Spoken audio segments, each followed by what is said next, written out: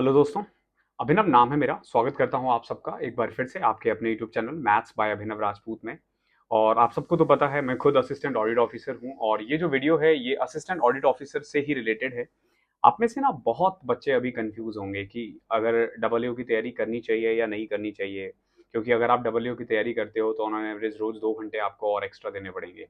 तो मैं पहले आपको बताऊंगा कि क्यों करना चाहिए, फिर बताऊंगा मैं क्यों नहीं करना चाहिए।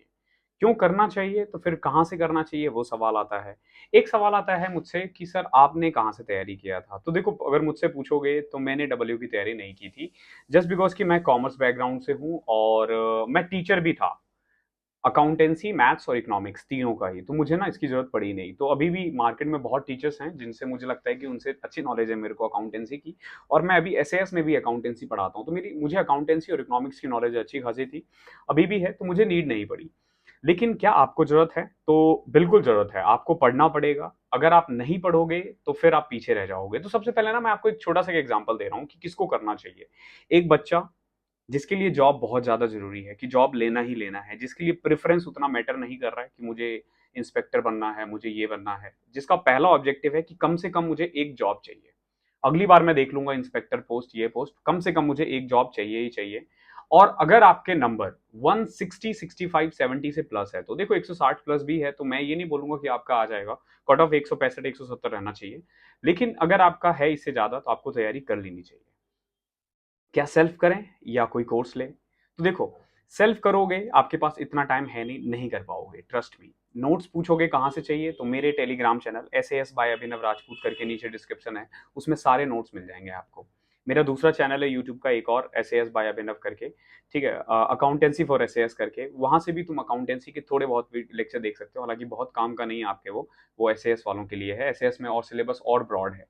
और यूट्यूब पे भी आपको बहुत सारी वीडियोस मिल जाएँगी, बट ध्यान रखना, यूट्यूब पे जो वीडियोस मिली है वो एसएससी को देखते हुए नहीं बनाई गई है, तो बहुत ज़्यादा रिलेवेंट आपके लिए नहीं है, लेकिन सीखने को सीख सकते हो।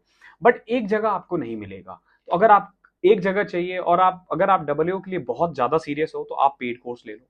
पेड कोर्स 2-3 जगह ही हो रहा है, जिनमें सबसे ज़्यादा फेमस है वो तेज प्रताप सर है, फुल स्कोर का। वहाँ से आप ले सकते हो। अगर मनी बहुत ज़्यादा मैटर नहीं करता और आपके 160 प्लस भी अभी है, तो आप ले लो। ये मानकर कि आपका जो ये 1500 या 1400 1600 रुपए का कोर्स है आई गेस, आप अभिनव कोड लगा देना, ABHINAV मेरा, उससे आपको 200 का डिस्काउंट मिल जाएगा, ठीक है? वो मैं डिस्क्रिप्शन में लिंक दे दूंगा और यहाँ पे मैं डाल भी दूंगा, अभिनव लिखना है आपको।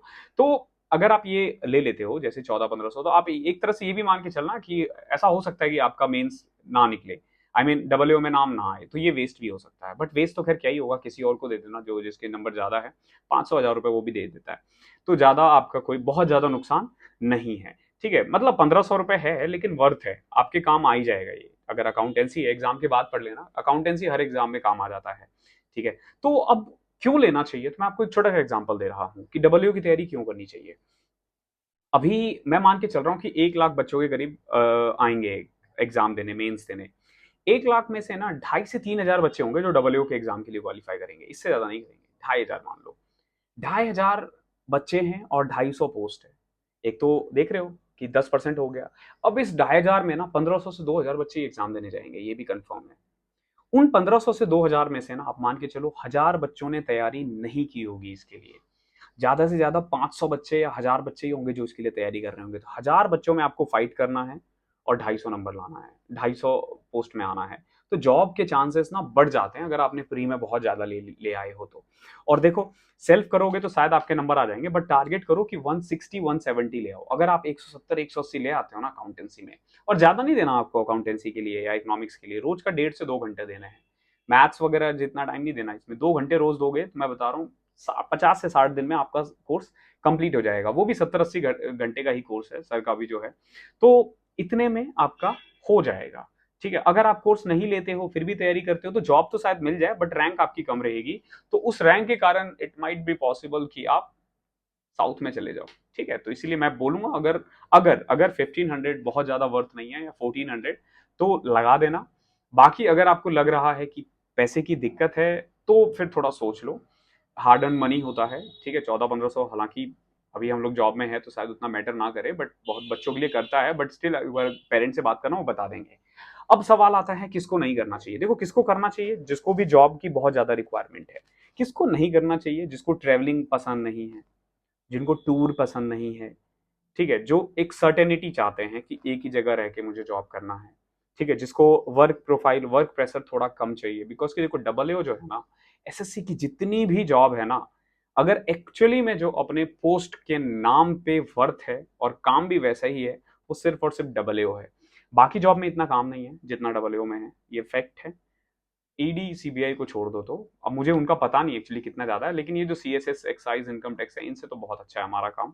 काम अच्छा है, साइनिंग अथॉरिटी हो, आप डे वन से साइनिंग अथॉरिटी हो जाते हो, तो आपको मेमोज लिखने होंगे, आपको दूसरे डिपार्टमेंट को उसके साथ चीजें काम करनी होगी, तो काम है थोड़ा सा, बट इतना भी नहीं। अगर हर रोज आप 4 घंटे की सिटिंग दे देते हो ऑफिस में, सिटिंग एज इन मतलब काम करते हुए, बिकॉज की ऑफिस में लंच होता है, टी ब्रेक होते हैं, मतलब बार बार उठना बैठना, तो 4 घंटे का काम है, खत्म हो जाएगा, ठीक है। ये भी सीट टू सीट है, मैंने मैक्सिमम बताया 4 घंटे, 4 साढ़े 4 घंटे, इससे ज्यादा नहीं होता है। तो मेनली इनको नहीं करना चाहिए, जिनको ट्रेवलिंग से प्रॉब्लम है, वो अभी मत करो, आप टाइम अलग लगा दो। अदरवाइज होगा क्या, आपको तैयारी करते हो, जॉब ले लेते हो, फिर आप ज्वाइन नहीं करोगे, तो फिर क्या फायदा, सीट वेस्ट हो जाएगी ना, और किसी एक का घर का जो दिया है वो नहीं चलेगा। तो इस चीज को ध्यान रखो, और मैं तो बोलूंगा कि करना चाहिए, सबको करना चाहिए, बिकॉज कि देखो, एक बार जॉब दो, एग्जाम दो और निकालो, ठीक है। मेन से पहले जब डॉक्यूमेंट वेरिफिकेशन आता है ना, उसमें आप अपने अकॉर्डिंग कर देना, जब मेंस के बाद जब आपसे पूछा जाएगा ना, उसके बाद आप भले ही हटा देना, लेकिन अभी तैयारी करो, क्योंकि जरूरी नहीं है कि आपके बाकी में अच्छे नंबर बनेंगे। यू नेवर नो कि एग्जाम क्या है, और एग्जाम के बाद भी आप डे लेवल पे भी बहुत डिपेंड करता है कि आप किस दिन बैठते हो। तो अगर चाहो तो आप कर सकते हो, अगेन मैं नीचे डिस्क्रिप्शन में लिंक दे दूंगा, और अभिनव कोड लगा देना, कुछ बेनिफिट मिल जाएगा आपको। और बहुत ज्यादा तो नहीं, बट 200 रुपये, 250 रुपये का बेनिफिट है, मुझे भी बहुत ज्यादा नहीं पता है, ठीक है। तो वो कर देना, और बाकी ऑल द बेस्ट। नोट्स के लिए आप मेरे टेलीग्राम चैनल पे कनेक्ट हो जाना, ठीक है। बट स्टिल मैं बोलूंगा कि अगर आप कोर्स ले रहे हो तो मेरे नोट्स मत देखना, मेरे नोट्स एसएस की तरफ ज्यादा टिल्ट है एज कम्पेयर टू एसएससी। मैं एसएससी के बच्चों को सिर्फ मैथ्स पढ़ाता हूँ, अकाउंटेंसी वगैरह मतलब वो थोड़ा सा वो लेवल है, मतलब आप समझ गए होंगे, ठीक है। तो थैंक यू सो मच, मिलते हैं अगले सेशन में, तब तक के लिए पढ़ाई करते रहो, और डब्ल्यू बनो, डब्ल्यू बनो, डीए बनो, सीएजी में ऑडिटर बनो, मेरे से मिलोगे इन फ्यूचर कभी ना कभी। ओके, तो थैंक यू सो मच, मिलते हैं अगले सेशन में, तब तक के लिए पढ़ाई करो।